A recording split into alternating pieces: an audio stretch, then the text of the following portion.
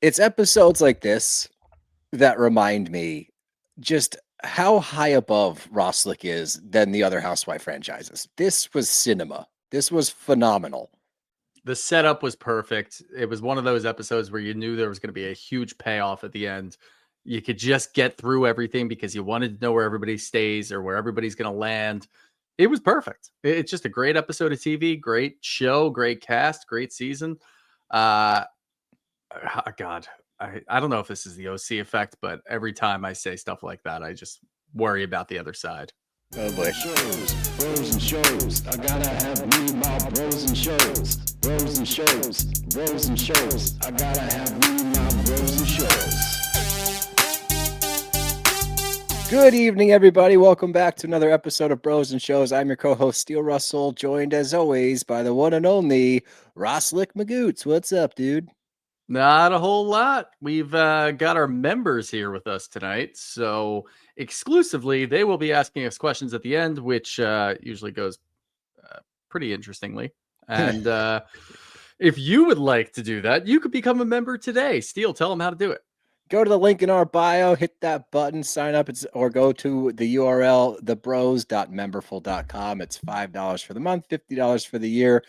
I will be honest with both our members here and with you guys. We are actively looking at different ways to do this. Memberful isn't bad, but we're trying to figure out if it's Apple Plus or Apple Premium or something. I don't know. We're looking at our membership. We don't even know what the hell they're called. We have no idea what they're called.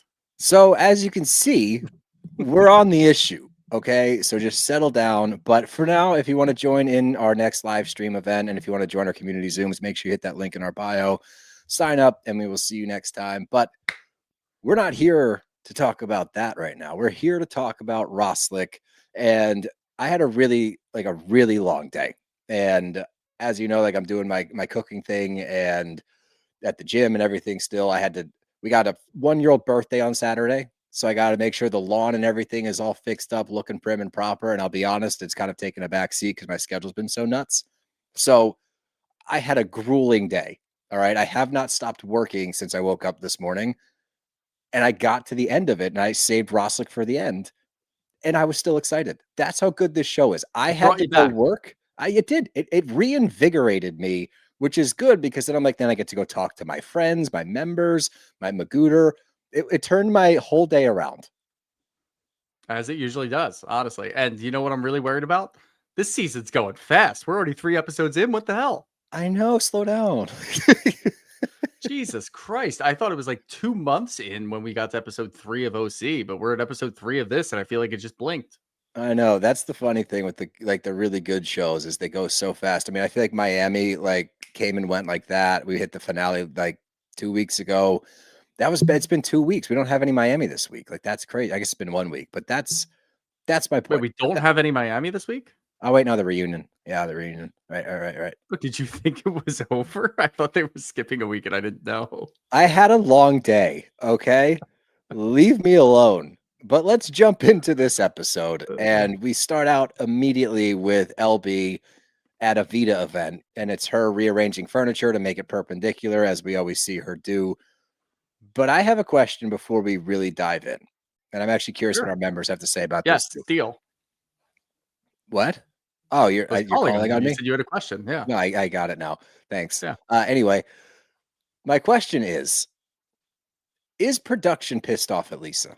Because she big leagued the premiere, because she seems like in her own little world, which is rapidly declining, by the way, that it's all about her. And we know that Lisa thinks this is her show. And in a lot of regards, it is. She is the star of this program, and we all know that. But is she getting too big for her britches? Is she doing too much right now?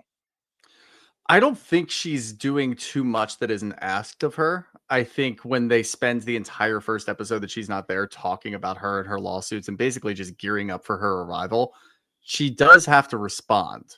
You know what I mean? So I don't know exactly what you would expect. And I think there are certain things that she says here and there that she doesn't have to say, but that's also what makes Lisa Barlow great.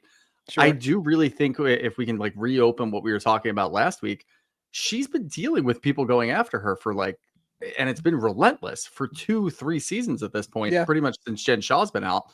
She's been the HBIC. She's been the target. She's been the number one person to take down. And I think it's finally getting to her. And I think what we're seeing now is just sort of like the cracks in the statue that is Lisa Barlow, where now she's like kind of just losing it. And it's, look, it's entertaining. It's very fun to watch. But even with the end of this episode, when she's talking to JB in the beginning of the episode, there are little things that she says here and there that you won't really see Lisa say. She doesn't really let on too much. She's always been flamboyant. She's always been the center of attention. But there's little things here and there that she's taking very personally, and she's going after specific people instead of just kind of keeping it generalized. So I'm keeping an eye on that because I do think that she's probably a little fatigued. She's been trying to defend herself for a couple of years. I'm at the point now where it seems like she might need some help, and I don't know where the help comes from.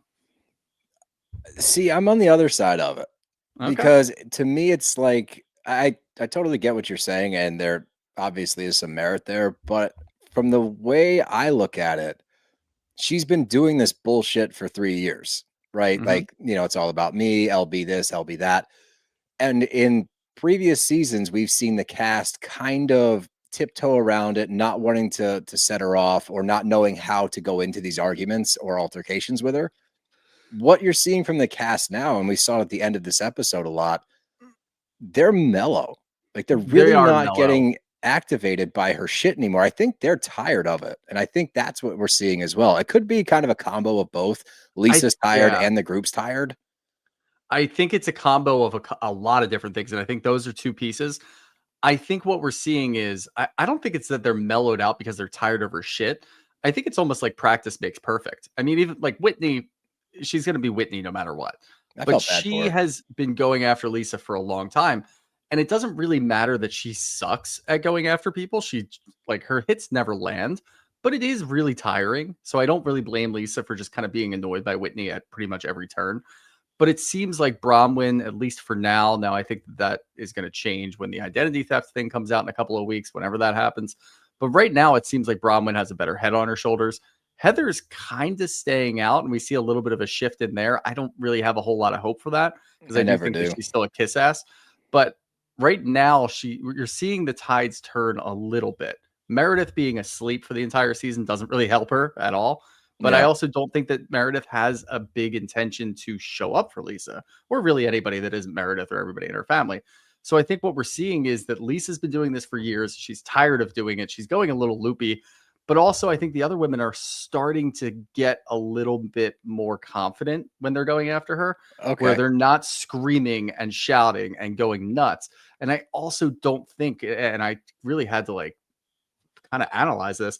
I don't think that what the women are doing, they're just kind of staying on point, and that's really rattling Lisa, which we haven't really seen her get this rattled this quickly, this many times in a season before. And we're in episode 3. I That's the know. And she was shocking only here part. for 2 episodes. I know, man. It's going to make for an interesting season. But back to Vita with Lisa. Steve Carell's going to be there. Jason Schwartzman, some other people. I don't care. I do think it's funny that she always name drops. I think she drops like 5 people. And her big thing that she keeps sounding off on, we've seen this from Lisa in the past, but it does seem elevated this season. Nobody understands when you do big things, you run a big business, you make big Yeah. moves, you're going to get sued, which I agree with that, actually. I do agree But if she you are could say making that big in a moves. totally different way, an Right. absolutely different way. Correct. So, yes, I get where she's coming from. Yes, if you run a big company, a successful company, you're going to catch lawsuits. It happens. We see it all the time. So, it's not anything shocking. I guess for me, the way that she's going about it, the way she's talking, even in solo scenes with JB Husband Boss and their crew setting up for this, I'm like, this seems defensive. It Yeah. seems very defensive because you keep pushing and no one's even questioning you right now. You're at a party by yourself and yet you're still defending. Everything that she seems to do in these first 2 episodes raises more questions. That's why Right. it's a weird tactic where she's addressing a lot of the things as being dismissed, but once you do that, people are already digging. And I don't really care what the rest of the cast says. They always accuse her of digging. Everybody digs. You're on a housewife show. They all dig. It's part of it's on all of your resumes. It's a prerequisite to be a housewife. You have to be able to dig on social media and you have to be able to read court documents. That's really what you have to do at this point in this day and age in the housewife era. I don't think that it's really that big of a deal. I think that she could easily brush it off and say, look, of course we're tied up in different law proceedings. People are suing me for different things. That's what happens when you have a big company. Everybody wants a slice. Everybody wants to sue you for whatever the fuck they want. And it's going to go through everything. And eventually it's going to get dismissed. If she took that same approach to everything, then it would be fine. I really don't think it would be that much of an issue. But you could see when it gets to that certain lawsuit that we get to later, she stammers. She has a completely different excuse. She's got a different set of reasons. She just And goes it's on weird attack. because it should just be like you did where you printed out the poster boards. And when you're talking to people early in the episode, it should just be across the board. Look, Yep. I'm big. I'm going to get people suing me. There's going to be lawsuits associated with my name, with my company. They'll go through all of the court stuff and we'll see what happens. That's all you really have to do in this case. It's not closed. It's not like there's any like big facts coming out. Just let it go and run its course.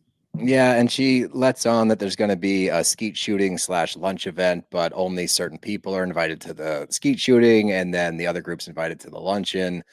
So we'll get there eventually. It sets up that scene. But one thing that you said that kind of sticks with me here is like, because of everything that she's trying to force upon us, because she's not taking the route that you did, because she does seem so rattled, it makes me question a lot. Yeah. Okay, are you as financially stable as you let on? You know, or are you trying to name drop with us because you're implying that to be in these circles, you have to have X amount of money? I'm starting to think, and that's the problem with this approach that she's taking. I'm not confident at all that she is who she says she is. And in years past, when this shit pops off, I'm like, it's Lisa. Psh, who cares? Now I'm questioning Vita. I'm questioning her. I'm questioning JB Husband Boss. I'm questioning these lawsuits because, like you said, nothing that she does later is like cut and dry. Like, see, I told you so. No. I will wait to talk about that later, but it makes me question Lisa Barlow. It makes me question just that one lawsuit. The rest of them, I don't give a shit about. It's a big company. It's going to have lawsuits. Everybody has lawsuits. Fine, whatever. That one lawsuit just sticks out like a sore thumb every time that it's brought up. And the fact that she's getting so defensive about specifically that and the rest of them, it almost seems like she's trying to look at the bigger picture. Like, look at all these other lawsuits that were dismissed. This one's totally going to get dismissed too. But one thing is not like the other. The other ones are like, oh, there's a loan out for Vita. There's some sort of issue. There's a lien on this and there's some sort of judgment on this, but it's all business related. And we never really get into the specifics of those. And I do think that, and look, this might be credit to the cast. This might be credit to Bronwyn, to, I hate to say it, but Whitney, Angie, they've all done their due diligence. They're not even focusing on those. They're just saying, hey, as a whole, you've got 6 open lawsuits. And she's like, hey, 5 of them were dismissed. And they're like, good. Thank you for saying 5 of them are. Let's talk about that 6th one. So they kind of led her there to see what her reaction is. So maybe I should be giving credit to them and not focusing on Lisa spiraling. Maybe it's just that. Yeah, and like the last thing, then we'll move on. I realize we've been stuck on the first scene for almost 20 minutes now, but that's all right. Not a lot happened in the scene except for Steve Carell. Yeah, that's a good point. Who But wasn't there? Why didn't we see the event? Or are we going to see that? I imagine that there's probably, some reason that Bravo's not allowed to air it if they're actually there, or they're not there. Like that again, I start to question things. Like, I haven't seen a picture with you and Steve Carell. I haven't seen a picture with you and Jason Schwartzman.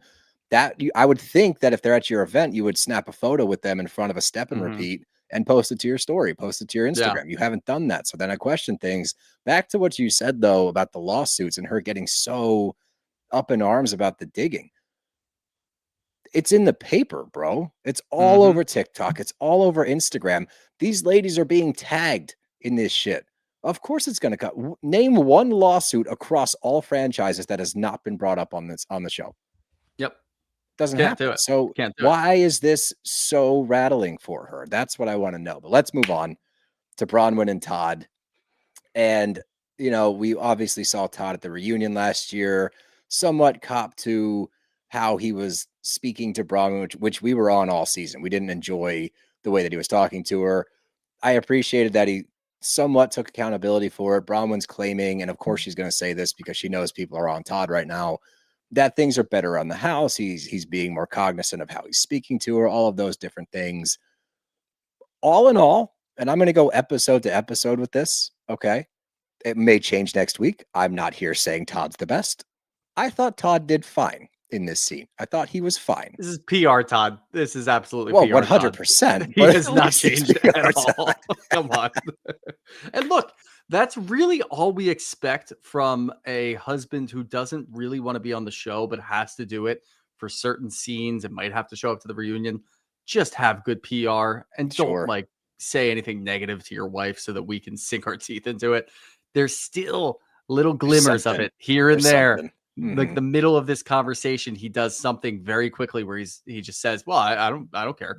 Why would you want to do that? That doesn't make any sense." Or why would you care about that? It's like that makes me feel good, Todd. Like maybe a little bit more. And he doesn't even think. It's the first thing out of his mouth. But the rest of the stuff that he's saying, he's taking a second, he's pausing, he's thinking about what he wants to say. He's very cognizant of the camera.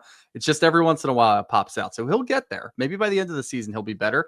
But I don't think so. I think that this show like eats away at him. I think that he hates that Bronwyn is out there hanging out with these people and putting her whole life on camera and doing all of these things for people that he's never going to meet and having to read comments in the comments section on Bronwyn's pictures. He probably deleted Instagram. He called it Facebook, but he probably deleted it. He probably had it for like a day. He probably calls it the went Facebook through. still. Yeah, I'm sure he absolutely does. And he calls it the Instagram, who nobody calls it that. But he probably had it for a day, read the comments, and just deleted it right away. He's like, I can't do this. Why are you going to let these people talk to you? Just don't do this. He's still the same guy. It's just, I don't know. If Bronwyn's okay with it, stay together. I don't give a shit. But like, don't put him on our screens. Like, don't make him film anymore. Honestly, if I'm Bronwyn, Well, if he's going to be that grumpy, and like you can tell from his body language, the body language is very telling because he's like, oh, and like rolling his eyes and like kind of like sagging in his seat. But why would you want to be friends with these ladies? Like, because it's part of the show, Todd. Yeah, like, you should know that's that what he now. will. There's always a disconnect through every conversation that they have, and it's like he just does not get it. No, and that's kind of the basis of their relationship is he just doesn't understand the premise of what being a Real Housewife is quite clearly. Yeah. But a lot of shit's been going on with these two. So Bronwyn's mom had a brain tumor. Bronwyn's dad has Alzheimer's. It has progressed significantly. He can no longer take care of himself. So they moved both of them into the house. The good news is mom got the tumor out.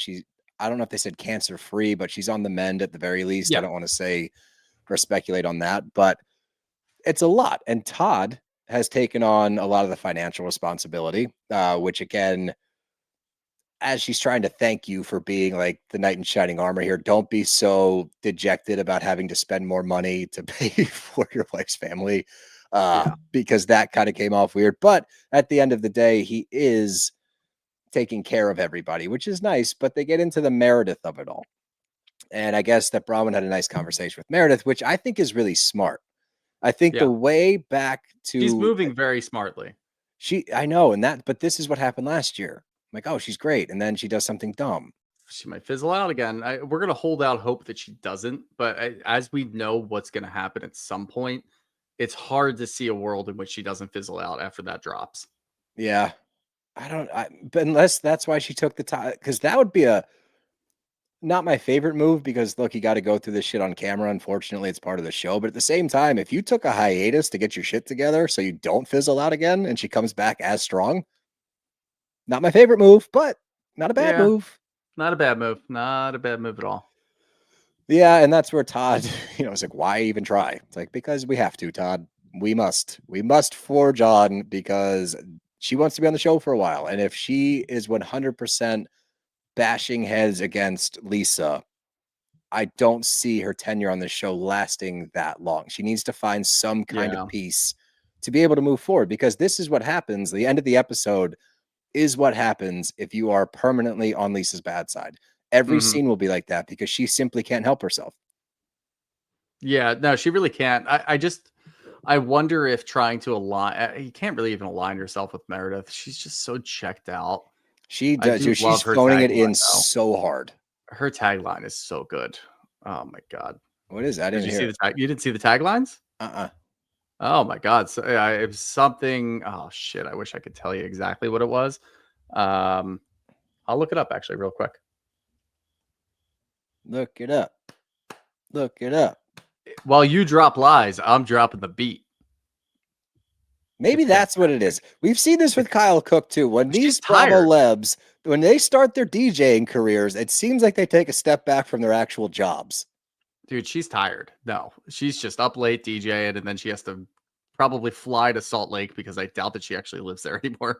Remember all the shit She's was never going lived on there. with her, like renting a house and whatever. She doesn't live there. She lives in did New rent York. that. The fucking rental agreement was I know. posted somewhere. It was like 5 months. She's just renting a house so that she can film the show. But at this point, because her DJ career is booming, she's just flying in and out. She's just taking constant red eyes back and forth. It's great. Ryan said that this will be Meredith's last season. I don't think so. I find it hard to believe that she's going to bounce unless her DJ career, for better or worse. I don't know how good of a DJ she is. It could be ironic. I don't know, but she's booking a lot of gigs like across the country. No, she really is. She's going to be in Philly in December. I'm not even going to be here. Oh yeah, I think I'm going to go to that. Yeah. I'll Mary go on Cosby's behalf of tagline us. was, "I'm just here to eat, drink, and be merry." That's That's perfect. pretty solid, pretty perfect It's for her. I think her one last year was, I love that I remember the ones from last year, even though I just watched this episode and saw them. But I think her one last year was like, "God is my shepherd and you're all sheep." That was a good I'm one like, too. that's great. That's Especially great. because of She's the got it. culty church. We haven't talked about that in a long time. I wish we'd get back to it. No, Max, we need to get back into the culty church. But hold on, wait, we're getting too far out of here. that's what happens. Going back to Bronwyn and aligning herself, or at least trying to align herself. I think she's smart enough to know that you can't really align yourself. It's not like Meredith's going to have your back. Meredith didn't even have Lisa's back, as we talk about later. So, if anything, it might just be more to one, allow Meredith to potentially be a little bit more sympathetic. If you're going to be in touch and drop some feelings about what's going on and what's going on in your personal life, Meredith will always respond to that as long as she doesn't despise you, as long as you're not Brittany too, because Brittany's personal life is uninteresting according to Meredith. But I do think that it's a good way to do that, because then if you do get caught in a corner with Lisa, you can look to Meredith and say, "When you and I sat down to lunch one-on-one, you said something differently. You can try to change the course of action here." So I do think it's smart, and she might be learning different things. It's interesting that she went for Meredith right away. Obviously, Heather's not going to work. Dude. But sitting down with, say, Mary, sitting down, obviously Whitney's just going to kind of follow you around as long as she thinks that you have the hot hand. But sitting down with maybe a Mary could work, or Angie K. If you go one-on-one with Angie K, that is a formidable force. You can go after Lisa. But I think that they already have each other's back just based off the fact that they don't like Lisa. That's kind of where they are right now. But I think that they could align themselves a little bit better. So it is interesting. I do want to see how it plays out. But it does look like Bronwyn's playing the game. So I'll give her that. And that's a really good point you made about, them. It feels like in the past, the majority of the cast is pandering to get back in Lisa's good graces. Mm-hmm.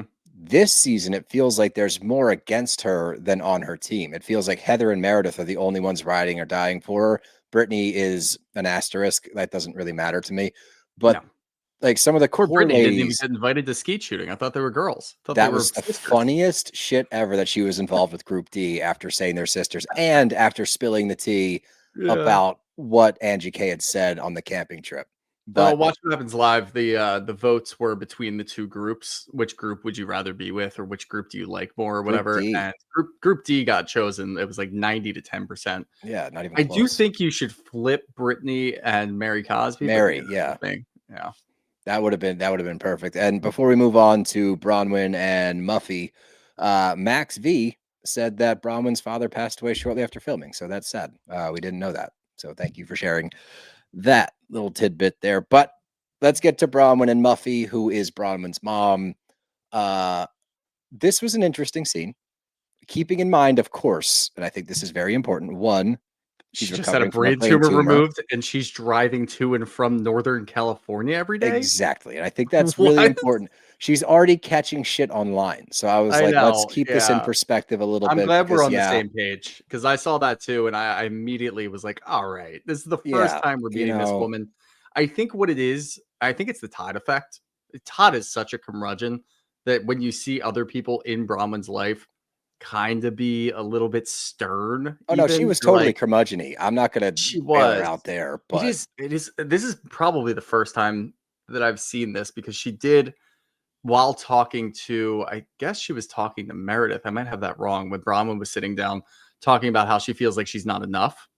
Mhm. Was she talking to Meredith? No, she was talking to Todd, and then there was a sidebar with Meredith where she kind of said the same thing. I was like, all right, we've seen this before. I'm not really sure I believe it. Then she sat down with her mom, and I'm like, oh fuck, yeah, never mind. Yeah, that's absolutely what happened. This So there is completely Yeah, a go ahead. piece of that. There's a piece of that in there, but I do think people are being unfair to Muffy. Muffy. Muffy. Yeah, I Yeah, think I it's don't like somewhere that in the name. middle. I think we see quite clearly in this scene where her need for approval comes from. Yeah. Because clearly this is not, you know, just a one-off. Because the way that I'm keeping all of that in consideration, but I'm still going to analyze the scene because that's our job. Because as they're talking about it, first and foremost, she brings her a soda and doesn't say thank you, says it's not a cold one. She's like, no, it is. It is. It's, I got it out of the fridge. Do you don't like this one? Okay. And as they're talking about everything going on, obviously we find out she's going back and forth to Northern California, going through all their stuff. She's talking about how emotional it is, going through their dad's or her husband's things. These boxes haven't been open in 25 years. I don't know what to throw away because he's not there to tell me. Super sad stuff. And as they start to dive into it further, I think it's very important, again, that Bronwyn acknowledges what you and I just talked about. Hmm. Bronwyn says, this has to be so much harder for her. This is her husband going through these things. So again, let's keep it in perspective what Muffy's going through. That being said, we get to some really sad shit because in her dad's eyes, Bronwyn is Gwen. And Gwen is obviously her, I believe, 20, 19, 20, 19 somewhere or in there. 20. Yeah. Yeah. And he's reliving this whole BYU thing where she was a freshman or she was 18 at BYU. I don't know the year she was. She got pregnant. She came home, single, pregnant. I think she dropped out of school. I'm not entirely sure. Don't quote me on that one. But it's reliving this whole thing that then causes Buffy, the mom, to rehash that stuff. And what I cannot take away just because of what she's going through is giving all credit to Todd. That's fucked because she was 18 years old and pregnant. She took care of her daughter amidst the Mormon church, all the backlash she got, all of the turned up noses, all the bullshit. She stepped up and she's a great mom and she raised her daughter. Todd wasn't there in the beginning. Todd came later. She did what she had to do with a very difficult situation. So to take that and then give Todd the credit, like you couldn't have done this without money. She did do it without money. Obviously, her life looks the way it looks now because of Todd, Hmm. sure.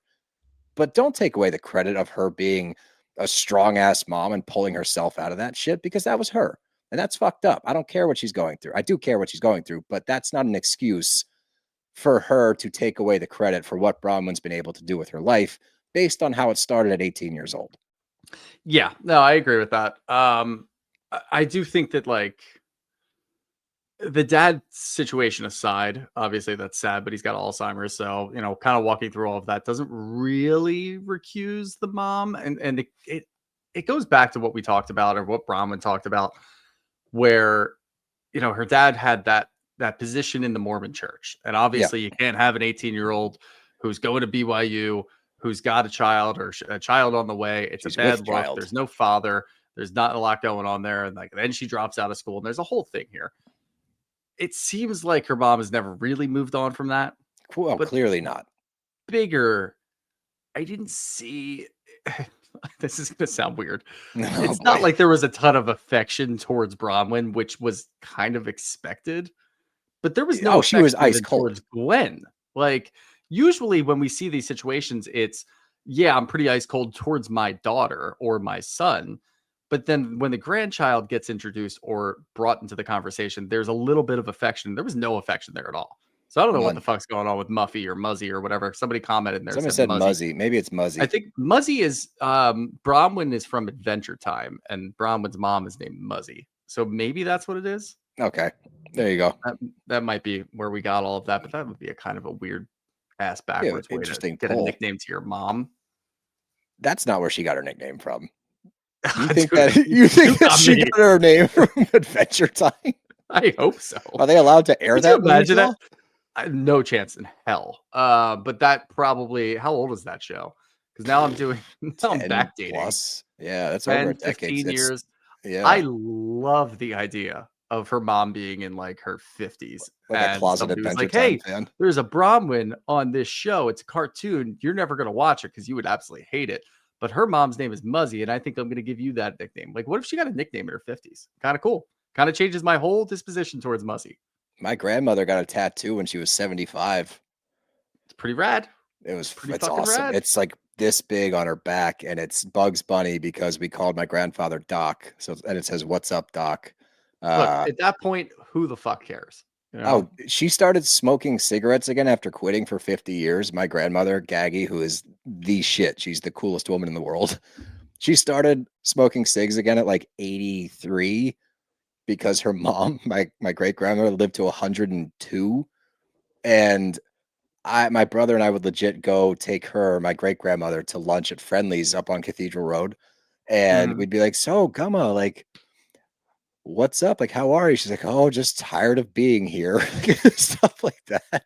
And so my grandmother was like, "I don't want to live till then. So I'm smoking again. Yeah. I don't give a fuck." She's awesome. She's Can a I badass. But go? it was, yeah, she's the best. That's Gaggy's such a awesome. great take on But life. it's so good, dude. I pull up to her house and she has this like beautiful garden out back and she loves the garden. And she always wears the polos, like with the collar, short sleeve polos, with the collar popped, sleeves rolled up, with garden gloves on, just fucking ripping a heater. It's the cool. Good. I want a picture of Good it for her. so bad. She's awesome. It's a role model.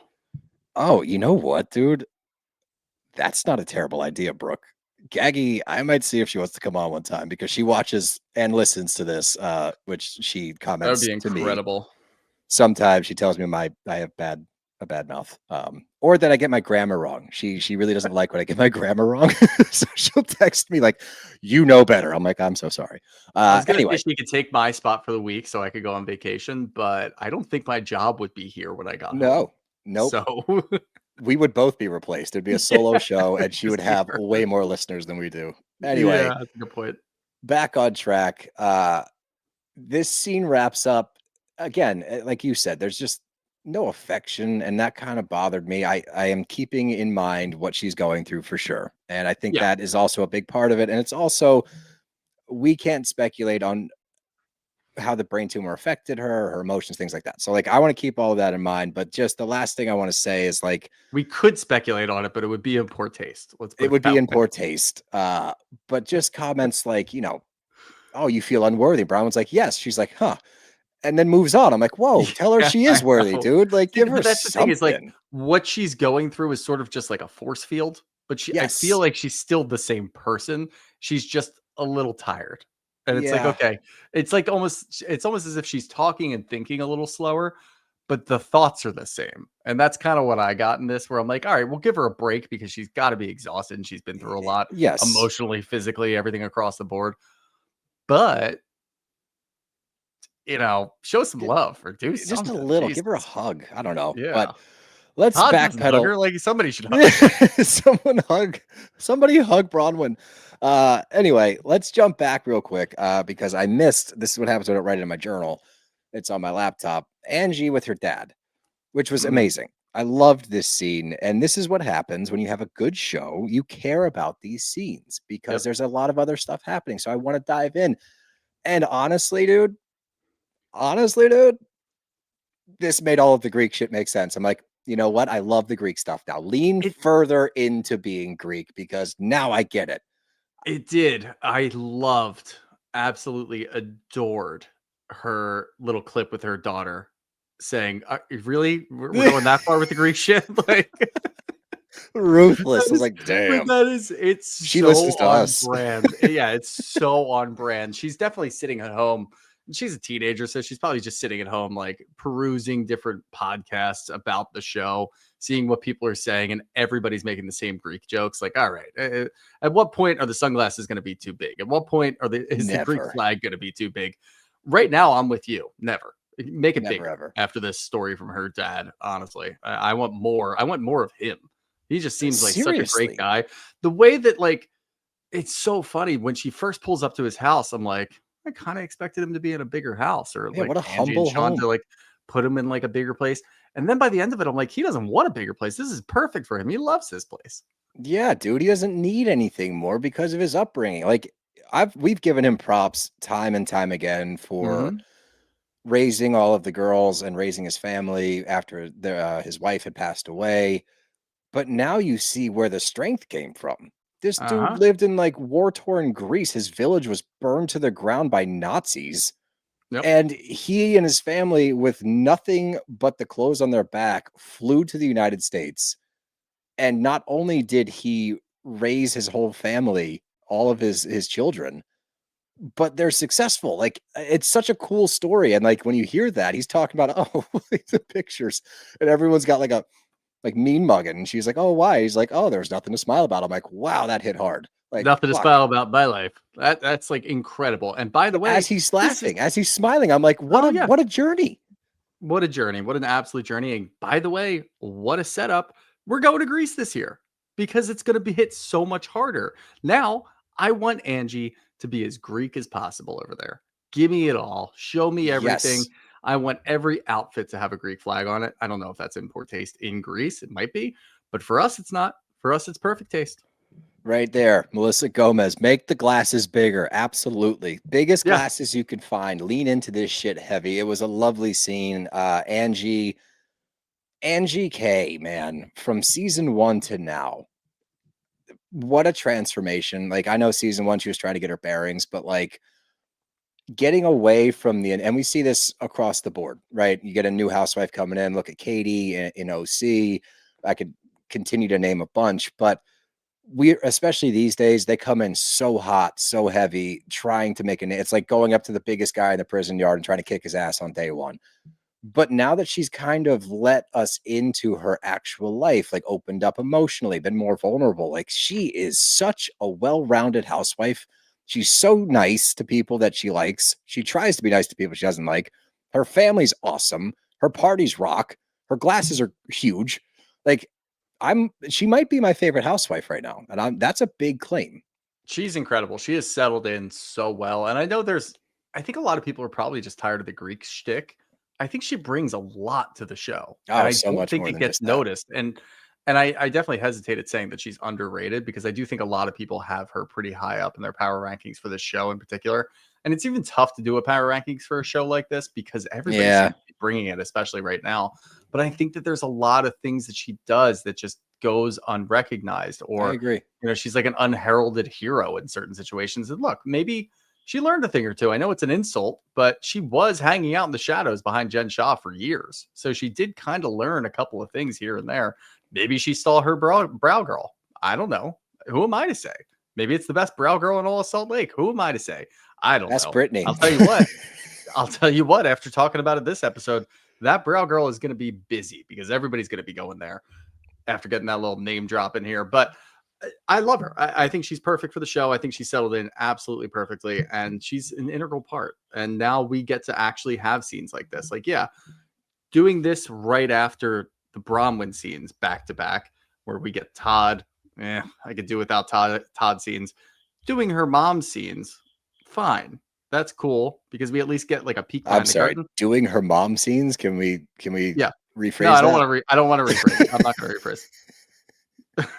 Damn it! I almost went probably a little too far. Actually, Oh no. can I just say what I was going to say? Yeah, obviously. I was going to call her Muffy. But That was her name, I thought. Which again, given the name is context not now, Muffy. is it Muzzy? Oh boy. It We should can't keep be moving. Muffy. We should Can't keep be moving. Muffy. We should keep moving. Let's just move Uh to the next scene. let's get to Heather and Angie. I thought that we walked into a Dexter kill room immediately because she's decked out in the Dexter garb with plastic wrap all over the floor and everything. But no, she's not murdering Angie. She's repainting her room. This is going to be her workspace. Honestly, I got to give her props that she built her wealth and businesses and wrote her books from her bed. As she Yeah, says, some might call it clinical depression. I call it effectiveness. Hey, whatever I'm a works. little concerned. If I'm not going to lie here. Well, I I'm don't a think it's little a great concerned. place to do all of your business. I think you should No, probably have a workspace.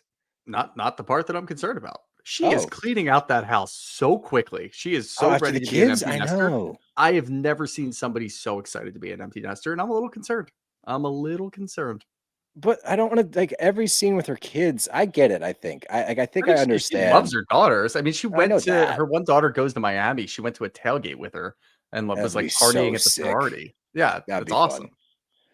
awesome. Yeah, I hear you. I think it's more optics are poor. Yeah, I it's the don't think optics. that Yes, it's like we haven't seen one like I don't know. Yeah, I guess the conversation that we had at the campsite where she said she's ready to move on to a different aspect of her life because it's just constant reminders of a failed marriage and whatever. I sure. get all of that, but sort of like with Bronwyn's mom, I keep just going back to Muffy. Uh, show a little compassion, maybe just like a little love. Like I'm gonna Like miss my I miss daughters while they're them, gone. but I'm excited Yeah. about this next That's all chapter. I need. Maybe That is that. if she said that in this scene, look, I'm gonna miss in a weird way, I'm gonna miss all the clutter in here because it'll remind me that my daughters are gone. But at the same time, I'm excited to move on and actually have this place for myself so that I can finally get to work and I've got a fifth book. I would respect the hell out of that, but she just kind of skips over that whole part. Ryan thinks that she wants to get that house ready to get some D. Yeah. Yeah. And she kind of said that, honestly. More or less. And look, I Yeah. think that she deserves it. Obviously, she's been a single mom. Dad is a fucking deadbeat loser and has nothing to do with the kids. Never even had like they never stayed at his house overnight. Like fuck that guy. And I respect the hell out of her. Her daughters are all great. So she did a great job raising them. Again, this is simply optics. That's all. Like That's all just I need. throw in a little comment in there to Just make us one be like, comment. oh, you that's Yeah. all. But I Uh-huh. do understand where she's coming from and she's getting excited about Absolutely. this whole thing.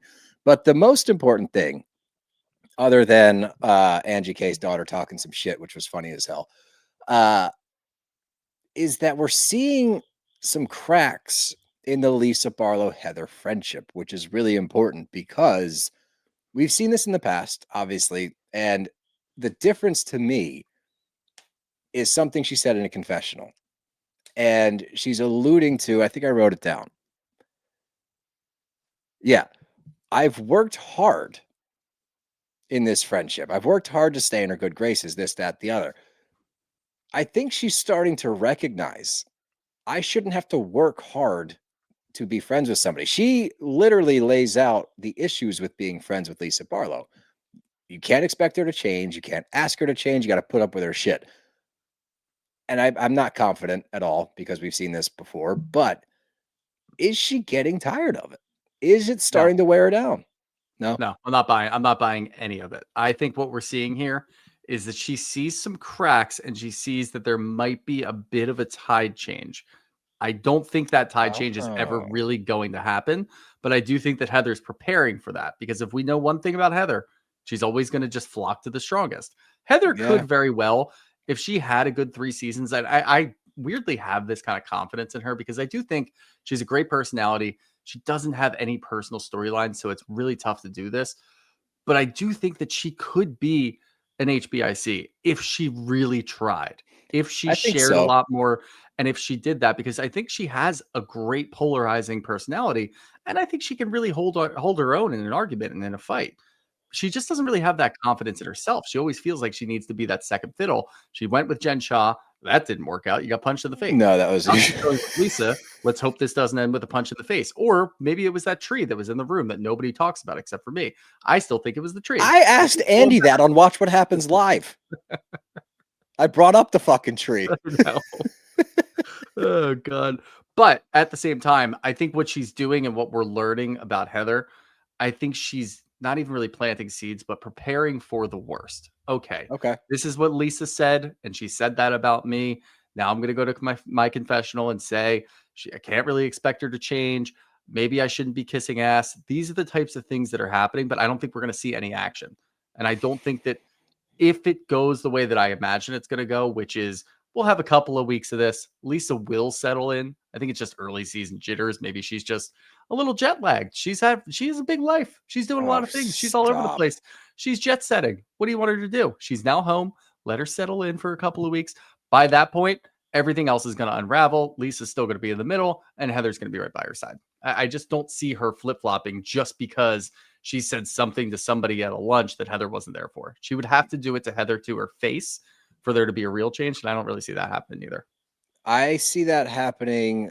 I don't see it happening. I think the only way that could happen is if Lisa is rattled enough, like we see in the end of this, and Mhm. Heather, it might not even be a negative comment, but if Heather tries to chime in, she might catch a stray from Lisa, and that could push her over the edge. What I don't think will ever happen is a full break. I No. think that you might see some strained relationship for a bit, but then eventually she'll flock back. Yeah. I agree. Like, does she have the star power to be center snowflake? Yeah, actually, Seems she like the does. personality's there, right? It's just more so she gets in her own way when she gets the chance to do it. We saw her with the beauty lab stuff, what, 2 years ago, I think, Yeah. and they were highlighting her more. It was right before the departure of Jen Shaw. I think they were trying to prepare for it and shift focus a little bit. And if people remember, season 3 of RHOSLC was not great. Like, they really hit their stride season 4. 1 and 2 Yeah. were good, 4 was amazing, 3 was not. And she had a lot more screen time. So maybe it's timidness, because the last time she really tried to step forward, it didn't go so well. She caught a lot of shit online. We didn't enjoy it personally. So it could be that. I don't know. I But will I say think, she's in a weird in between state of we kind of call housewives out a lot. And we've been doing it a lot this year in particular for phoning it in and not yeah, really doing their job, not being attentive like Meredith is being right now. She's going to have her funny quips, but it seems like every year there's less and less for Meredith and she's just getting more and more checked out. Heather's not really checked out. She's just kind of there, but she has her she's funny in quips. her role, you know? She exactly, she's right in her role, and it's funny too because I remember vividly you and I saying and basically yelling at her and shaking a imagination, Heather Gay, saying, "Hey, stay in your role. Every time you go out of your role, you suck. So stop doing that." And now here we are. We're like, she could. I don't get us wrong. I don't want her to do it because it She's always ends doing bad. great. She's doing like, fine, yeah. and she's got a good role, and she's not going to go anywhere as long as she stays exactly where she is. She's still going to get to do the recap in the first episode, and she's still going to be able to play some shady game that the producers feed her at the end. That's all she does. Everything in between is whatever. Yeah, yeah. So I mean, we'll see how the story arc goes, but she's perfect where she's at. But could there be more? I don't know. But they Let's recap the party, right? We're still in that scene, and 3 possibilities are laid out for Lisa. Option 1, we're in financial distress. Mhm. Option number 2, shit, I lost it. Where'd it go? Oh, she's living a lie. Option number 3 is she's being attacked. I believe at this juncture number 2. I don't believe her anymore. Oh, I think she's being attacked. I know you've been on that since I episode just 1. I it's weird because I have questions on both sides, and it's all the same thing. I don't give a shit about the Vita stuff. It's just that Amex one, and Yeah, I bro, think that's weird. I have questions on the one side with her. She's being very weird about it. She's very, very triggered by even discussing it. And she doesn't have any good excuse that actually sets in. On the other side, is it bullshit? Is it something that somebody's making up? Did she actually, and I'm just throwing this out there, I have no no validity to this, but was there an affair at some point in time? And is this Oh like some god. weird hush money at some point? There could be something weird in here that she really doesn't want to discuss that's now coming to light. And it could be something along those lines, but it might not be. I just have a hard time thinking that it would be financial duress. Like, I just don't see that being an option. I think she feels attacked. I think she's tired of being attacked. I think that there's something weird going on in the middle. I'm just not sure what it is yet. Well, I will say this to counter that a bit, not counter, but offer you a different way of looking at it.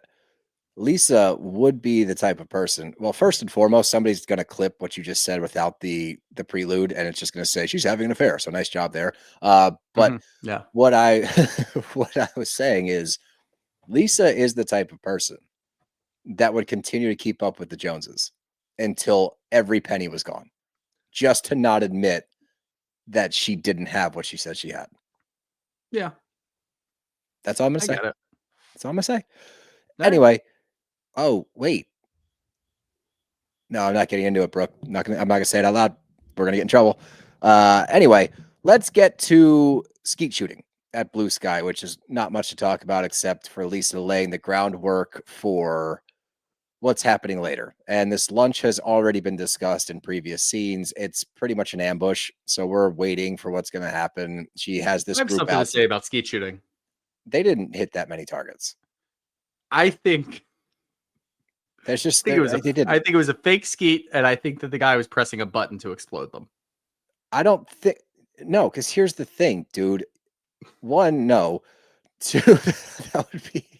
And they don't then, have those. by the way, follow up to that, Heather didn't get to hit one. We saw everybody else hit one. You're telling me We didn't actually, see no. anyone hit Mary- one. We saw them shoot, and we saw a close up of a clay pigeon blowing up. Yeah, but then why didn't they do the same thing for Heather? Somebody had to miss. They expect Some- one of us in the wreckage, brother. Like they expect one of us in the wreckage, brother. Nice.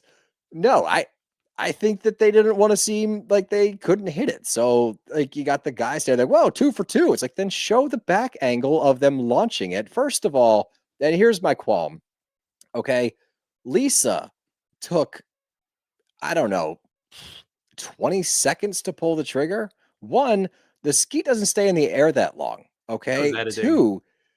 Two, if you wait that long, the spread of your bullets, you're not going to hit it. Okay. You're not going to hit it.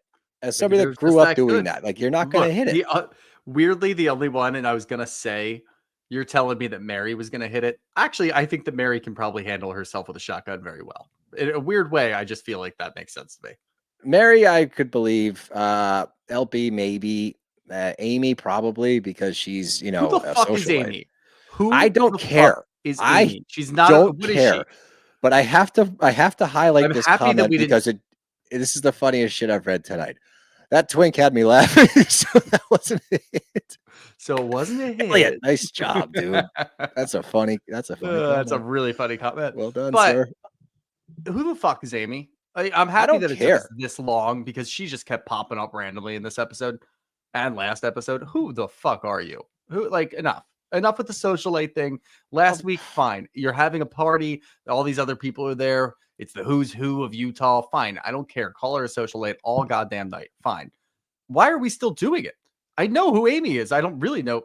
Of course, Ryan Stoneman wants to see Why? of Amy. What does she bring? What is she doing Who here? is she?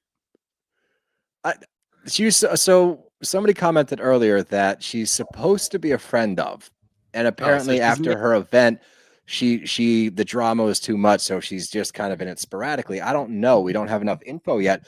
My point is, to your point, Bailey.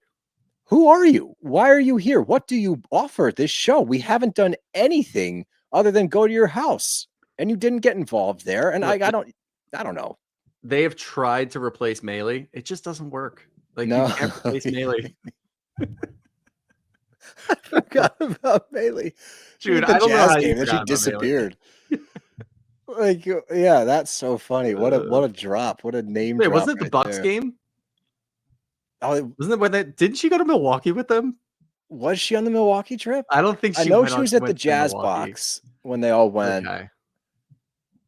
Because that wasn't the Milwaukee game. They were down on the floor, weren't they, with the big Greek flag and everything? Then they were up in the box afterwards. Oh, so but, maybe that was. So yes, it was the basketball game. I thought we went to two. Maybe we only went to the maybe Bucks we- game. Dude, With I don't know. She was Giannis. probably at both, as far as I'm concerned. She was in that whole season.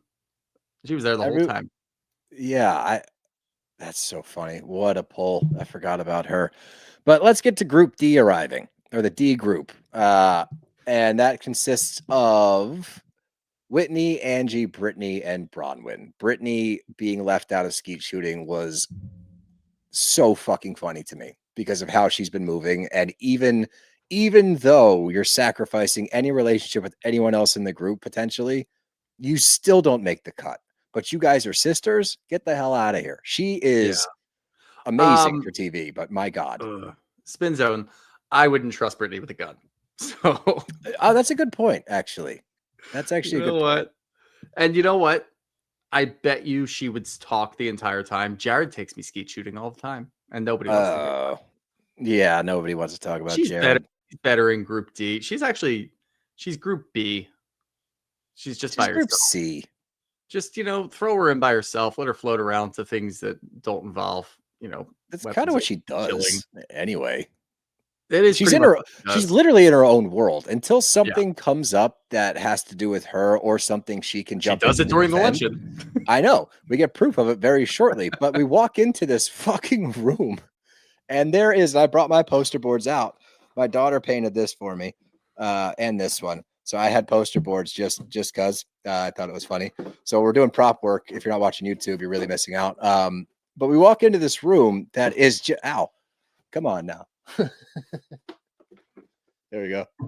We walk into this room that is plastered with poster board of lawsuits with a big red dismissed on them.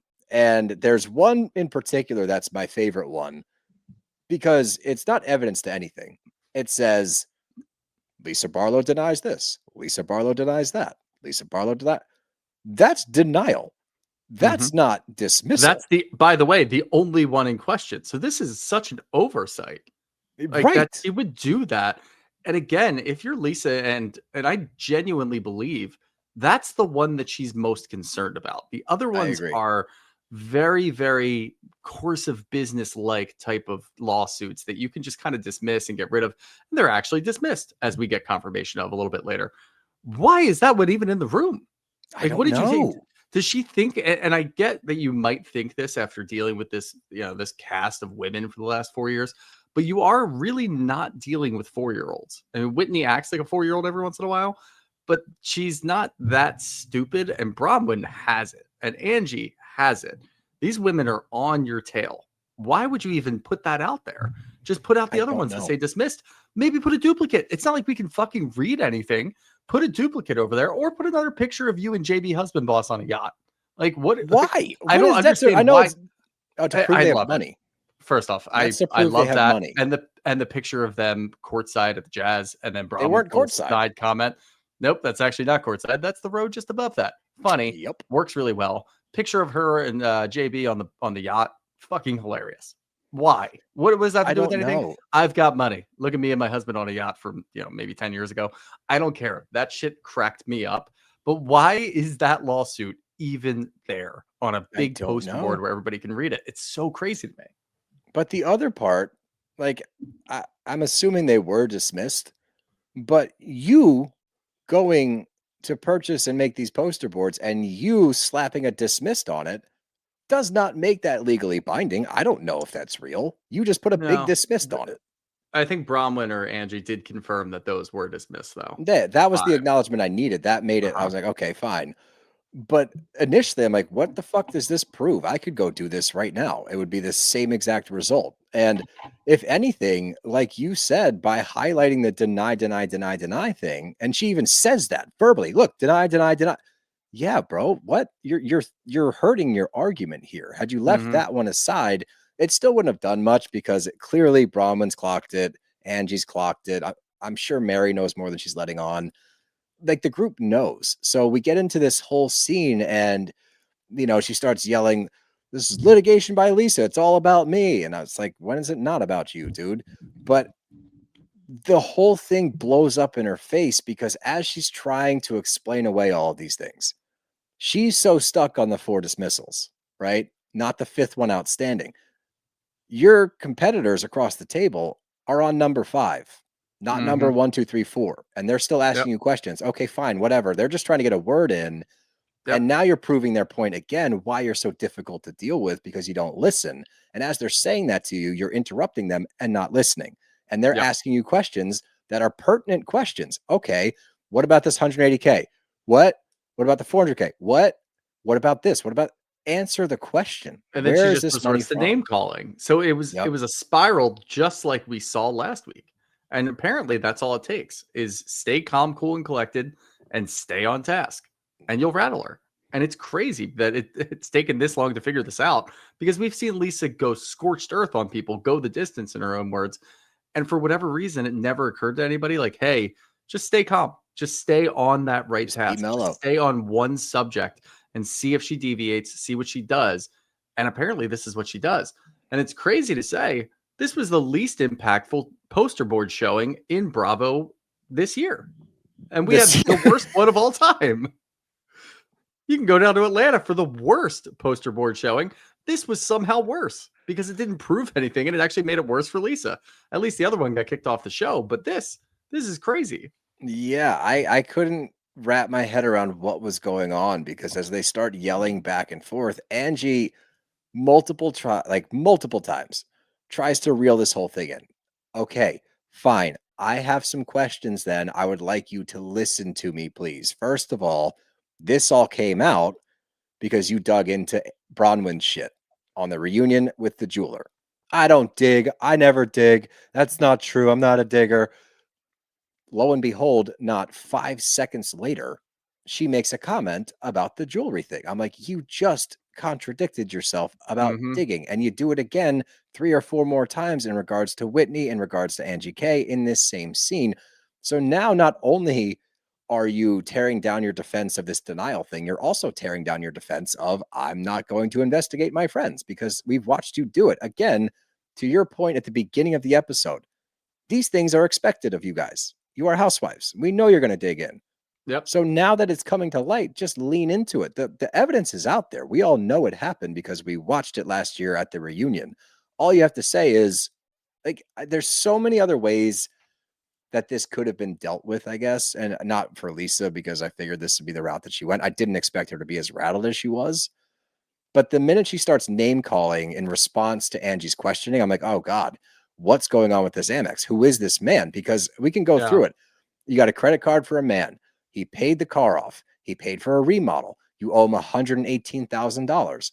None of that's true? No. What? Yeah. Talk. None of it's Speak. true. We deny all of it. Everything else, by the way, that you see in this room, dismissed. This, we deny all of it. And it'll go through. Like, that's just, you open the door up to yourself, and it just seems so interesting for what was supposed to be a Lisa ambush by herself with her and her poster boards on the rest of the group. It flipped so quickly. Like, why? Like, it all that does is point to there's a bigger issue somewhere in this room, and it's in this room with us, and it's on a big poster board right behind me, actually, front and center. At least put that bitch in the corner.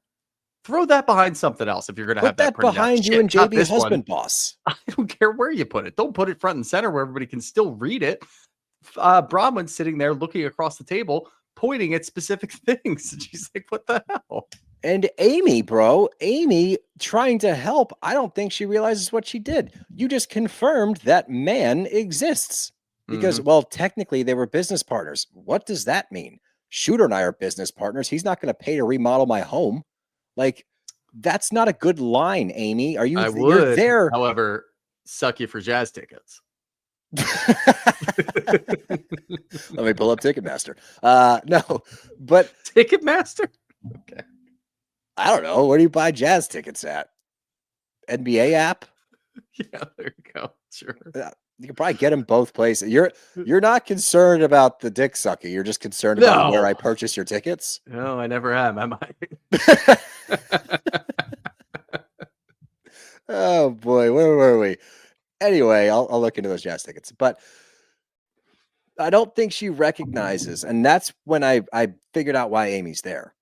Amy's there because Lisa is no longer tight with a lot of the women in this group. Amy's there as her support. And this was Amy's chance to step up for her. And Amy just confirmed that this dude exists, that this means that this Amex exists. That means that these bills exist. So for me, now I'm like, okay, we need to know a lot more. Yeah. Who is this guy? Once we find out who this guy is, if they find out that he's got jazz tickets, I think it's over. There's nothing more that she can do.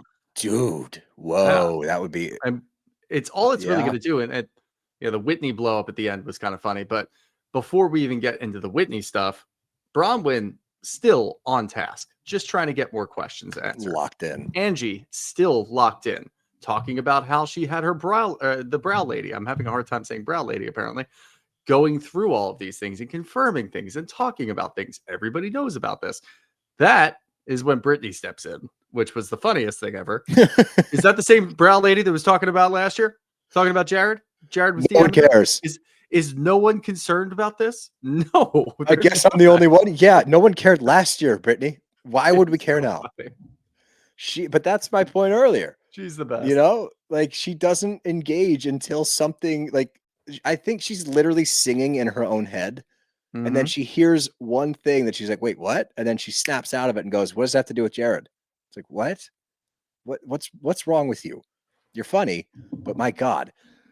Anyway, Ryan, Bronwyn shouldn't throw stones. Or something. What's the glass house that she allegedly, the fraud allegations from 20 years ago? By the way, that conversation that she had with her mom earlier kind of puts that in a different light. Sounds like she didn't have a penny to her name until she met Todd, which was a very weird thing to say, but she didn't have a penny to her name. So I wouldn't be surprised if she turned to a life of crime to support her daughter. And you That's know what? actually going to make it valid. And Not that I'm I saying would crime is support good, it. but Crime's not I would. good, but if she had to do what she had to do for her daughter, I'm for it. How about that? Yep. Glass house. She can buy a glass house. That's how much money she has if she wanted to. Her and Todd, they could have multiple glass houses. Mm-hmm. Apologists, get out of here, dude. Go listen to 2Ts. Not really. We love you. Let's get to Whitney because I feel bad for Whitney, genuinely. And I think that she was trying to take She made a good point. She made a great This point. is huge. This is huge for Whitney to make a good point. You can go. I was just interjecting. Yeah, don't mind me. Oh, well, I have to scroll down and find the good point. I was like, oh, yeah, good. No, she made a good point by saying to Lisa, how do you have no sympathy for me? You should be supporting women who have failing businesses. I opened up about this. Yeah, Lisa wasn't there, but that's not Whitney's fault. Whitney did open up about it, and no one's giving her any sympathy. A couple people did at the campsite, but Lisa's not. Lisa's only concerned about herself. If you're going to support women, now obviously Lisa can just fall back on the, yeah, but I fucking hate you, Whitney, and you've been coming after me for 3 years. That would have been fine, but she couldn't even muscle that up. Like, really, you couldn't even get that up to just say, yeah, but you suck and you've been coming after me for years, so why would I support you? That would have landed. Instead, It was just more stammering. It was crazy. It's more stammering and name calling. She calls her a redneck. I'm like, that's fucked. No, she called her a redhead. She called her a redhead. She called her a redneck. The captions were on the screen. Yeah, but the captions of Bravo said redhead. The captions for Peacock said redneck. It was weird. Dude. But Bravo no way, on because there. redhead's not an insult. I think she said redneck. I need to go back and watch it. We'll confirm it. But you can confirm, or the comments can confirm at the same time. Yeah, comments. Was it redhead or redneck? Let us know, please. Ryan said he was offended by the redhead comment, so maybe it was redhead. I thought it was redneck, which I thought was really fucked up. But Whitney's trying her best to stay composed and relay why she's upset and why this doesn't make sense. And she brings up the business thing. And anytime that for anybody that we revert to name calling, I'm like, oh, so you are full of shit because you can't answer any of these questions. Now you're attacking Whitney, who's been forthcoming about the failure of her business, right? And she's trying to say, her response to her asking a question about the $400,000, because it's a valid question. When we see something pop up, Lisa, and we're tagged in it, by the way, that says you owe $400,000, what are we supposed to think? And that's the one time Meredith decides to jump in. Mary from the top ropes, like, you didn't fucking have her back at the campsite. Why are you doing it now? Which gets everyone to jump in and say you didn't have her back at the campsite. Why are you doing it now? Which is great. I do think that she deserves some credit for saying, let's wait till Lisa's here to talk about it. That got glossed over entirely. But she didn't defend her. And she could have defended her more. No, but you can tell where Lisa is because immediately she goes, I know you had my back. But we just saw a conversation that you had earlier this episode where you heard that apparently Meredith didn't have your back. So you're taking that information, but she's still, I think, in this moment, seeing what's going on. Everybody's rallying against me. Meredith is speaking up here. I'm going to overlook what I heard earlier and say, you know what? I know you had my back. So it might end up just being Meredith, Lisa, and Heather, which will probably end up being fine. But in this moment, it's not. And I think in the hierarchy of you're full of shit, name calling is very, very low at the bottom. Yeah, Everything dude. up is bringing up things that you saw in past seasons on the reality TV show that you're on. We've seen that a bunch of times. We know you're full of shit when you pull that out of your bag. Bringing up articles that you saw. All right, you get a little bit more credibility. Bringing up lawsuits. Okay, you've done your digging. You know what's going on. You're just trying to deflect. I get it. You might still be full of shit, but I kind of believe you. If you're name calling, you get nothing. You've got nothing and you are rattled. And it's a bad look. One thing worse than that. What's that? Repeating what was said to you. And that's where it gets to. Yeah. Because Whitney says, and she's right, this doesn't prove anything. Her response is, how are you unwinding your business?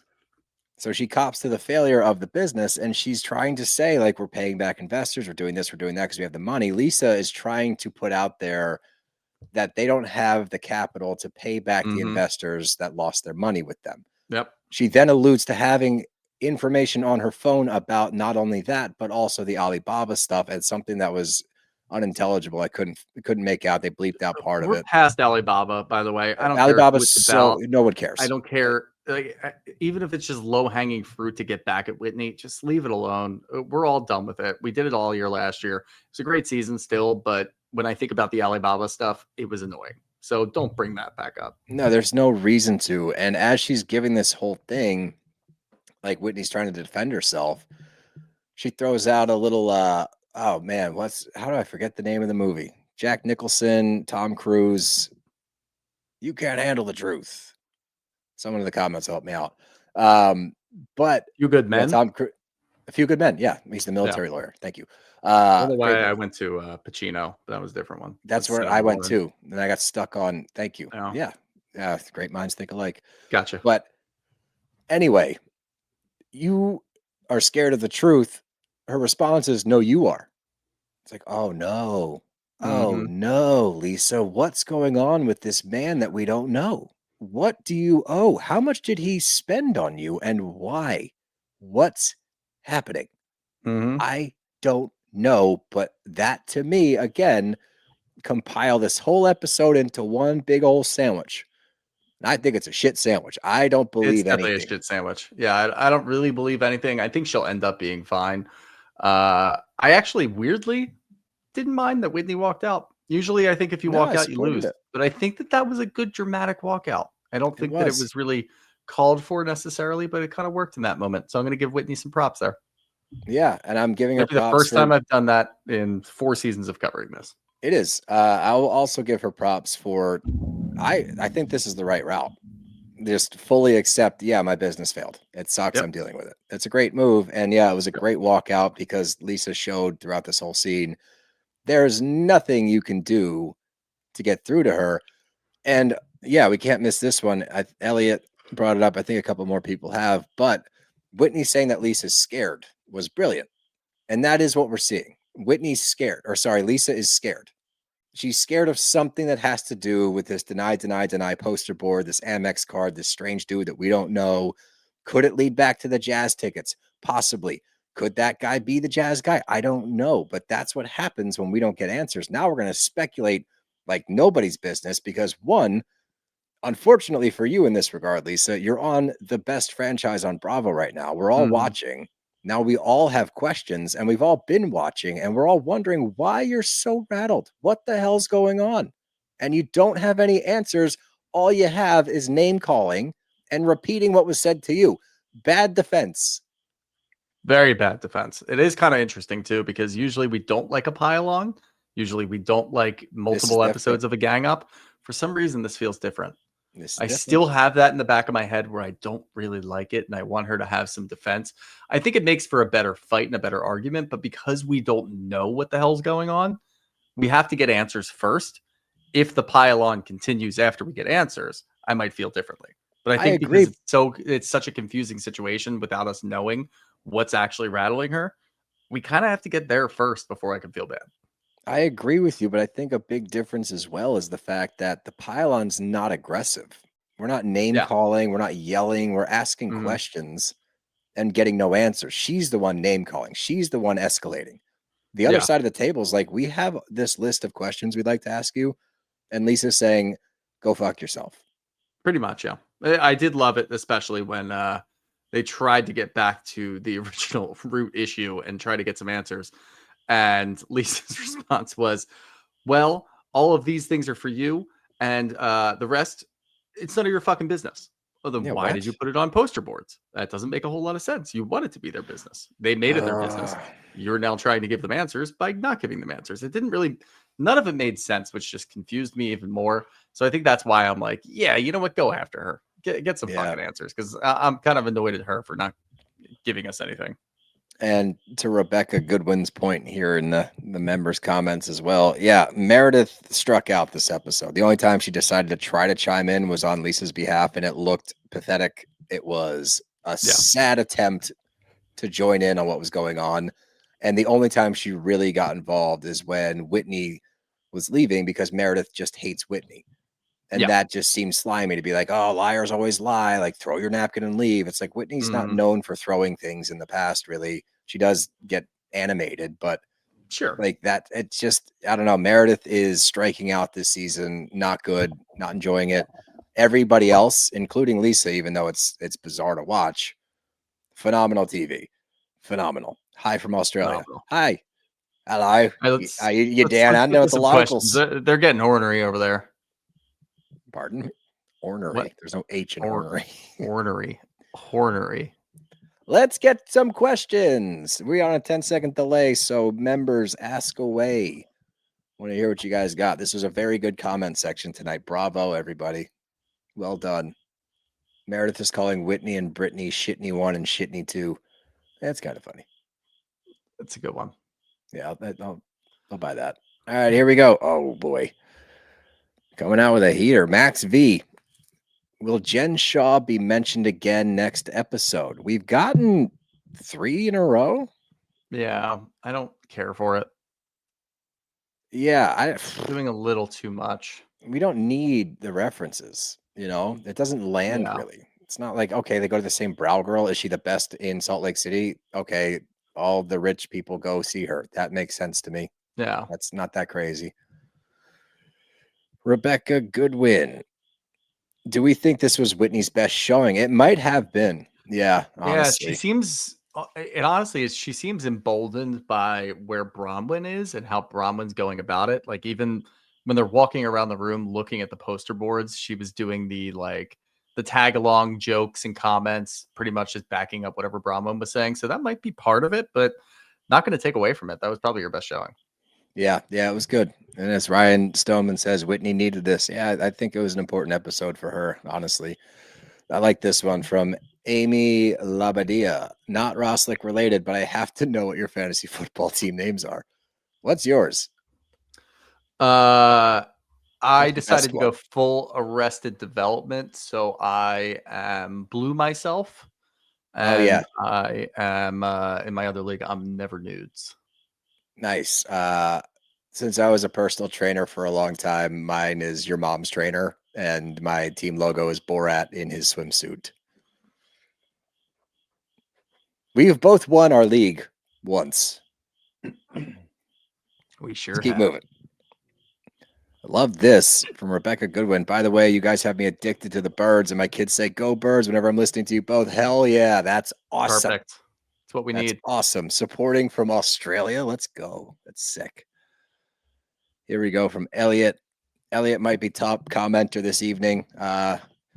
Is Lisa believing Meredith the beginning of the rift between her and Heather, since Heather denied that Meredith defended Lisa?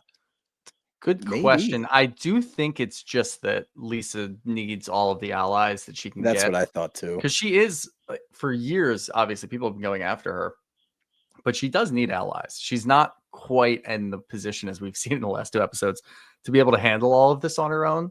So I do wonder if it gets to that point where it's a little too much because it's just one person versus the rest of the group. And I don't think she's really done that much to deserve it. But I think it was really just that, you know what? I've known Meredith for a long time.